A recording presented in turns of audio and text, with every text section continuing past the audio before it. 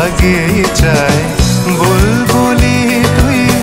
বাংলা গানের ইতিহাসে এমন অনেক সৃষ্টি আছে যা শুধু প্রেমের কথা বলে না, বিরহের সুর ঝরে। এই যেমন কাজী নজরুল ইসলামের অমর সৃষ্টি বাগিচায় বুলবুলি তুই, ফুল সখাতে দিসনে আজি দোল। গানের কথাগুলো মনের খোরাক জোগালেও এতে আছে এক করুণ বেদনার বার্তা, যা একান্ত ব্যক্তিগত বেদনার দলিল। বর্তমান সময়ে বাগিচায় বুলবুলি গানটি জনপ্রিয়তার তুঙ্গে থাকলেও মানুষ ভাবছে এটি প্রেমের গান। হয়তো কোনো এক প্রেমিক তার হৃদয়ের অধিকারিণীকে নিয়ে ব্যক্ত করেছে এই কথাগুলো, কিন্তু আসলেই কি তাই? এরকম কোনো কিছুই কি এই গানের পেছনের গল্প? নজরুল কি আসলেই এই কারণেই রচনা করেছে? বিদ্রোহী কবি কাজী নজরুল ইসলাম যখন এই গজলটি লিখেছিলেন তখন তিনি শুধু একজন কবি ছিলেন না, ছিলেন এক অসহায় পিতা। ছোট ছেলে অরিন্দম খালেদ, যাকে ভালোবেসে বুলবুল নামে ডাকতেন নজরুল।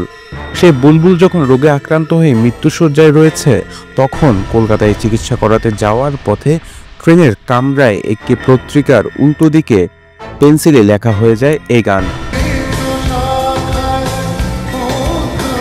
বাগিচার বুলবুলি আসলে ছিলেন তার নিজের সন্তান। সুর ও শব্দে, ছন্দে ও রাগে তিনি যেন গেয়ে ওঠেন এক পিতার আরতি, এক মানসিক আর্তনাদ। কবির জীবনের এই অধ্যায় অত্যন্ত করুণ। কবিতাটি লেখা শেষ হতে না হতেই ছেলেটির মৃত্যু হয়।